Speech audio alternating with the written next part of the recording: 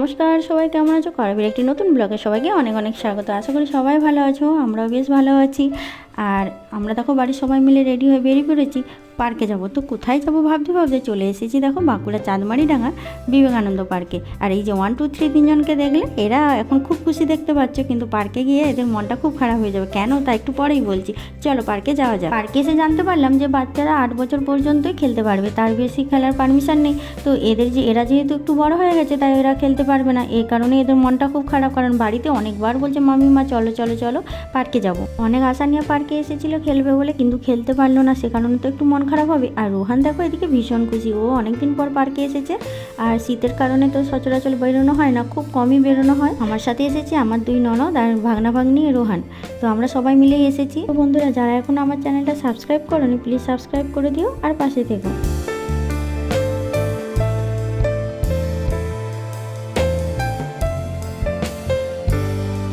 পার্কে অনেক ঘোরা হলো, খেলা হলো, তো এবার যাব বাড়ির জন্য আমরা পার্কের বাইরেই চলে এসেছি।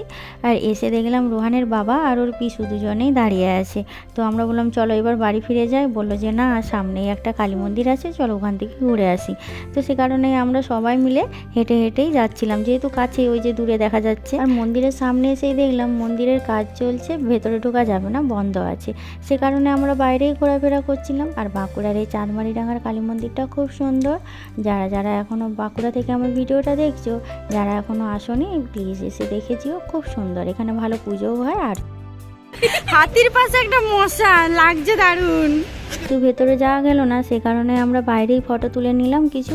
তো তারপরে বাড়ি ফিরে যাব। তো তার আগে আমরা এখানে এই রাস্তার ওপারে ঠিক মন্দিরের অপোজিটেই একটা হনুমানজির মন্দির আছে, তো ওখানে যাব। ওখানে গিয়ে দেখলাম যে ওখানেও পুজো হচ্ছে না, পুজো হতে এখনও দেরি আছে। তো আমরা ভাবলাম যে বেশি আর দেরি করব না, কারণ রোহানের কিছুদিন আগে অনেক ঠান্ডা লেগে গেছিলো, শরীর খারাপ হয়েছিল। আবার এইদিকে দেখো সন্ধে হয়েও এসেছে, তাই আমরা ওখানে প্রণাম সেরেই ভাবলাম বাড়ি চলে যাব। তো রোহানের বাবা দেখো রোহানকে নিয়ে গেছে প্রণাম করতে। আর এদিকে দেখো মনটিকে ও ঠাকুরের কাছে বলছে যে আমি যেন 700 পেয়ে যাই, পরীক্ষায় যেন আমি 700 পাই, এইসব বলছে আর কি। পড়াশোনা করবে না, আর এদিকে পরীক্ষার রেজাল্ট বেরোনোর সময় ঠাকুরের কাছে মাথা ঠুকছে। তো যাই হোক, আমরা ওখান থেকে সবাই প্রণাম করে টোটো ধরার জন্য সবাই অপেক্ষা করছি। আর দেখো টোটো চলে এসেছে, আমরা সবাই চেপে গেছি। তো এবার যাচ্ছি বাড়ি। এদিকে দেখো আমাদের এখন রাস্তার মধ্যেই গোল টেবিল বৈঠক চলছে, সবার চোখ মুখ দেখেছো কি অবস্থা, কারণ বাড়ি গিয়ে রাত্রেবেলায় কি খাবে সেটা নিয়ে সবাই গভীর চিন্তায় মগ্ন। তো আর এদিকে দেখো এদেরকে খুনসুটি করছে রাস্তার মধ্যেই। আর আমরা এখন বাড়ি ফিরেই যাচ্ছি, এটা তো আমাদের সেই পুরনো জায়গা, বাড়ি যাওয়ার রাস্তা। সবাই জানো, যারা আগে আমার ভিডিওগুলো দেখেছো তাদেরকে তো আর বলতে হয় না নতুন করে। তো বাড়ি এসে দেখো সবাই আবার মুড়ি নিয়ে বসে গেছে, আর ওরা ওদিকে মুড়ি খাচ্ছে আর আমি চলে গেলাম রান্নাঘরে রান্না করতে, যেহেতু অনেকটা দেরিও হয়েছে। আর এদিকে রান্না হচ্ছে রুটি আর হবে বেগুন আলুর তরকারি।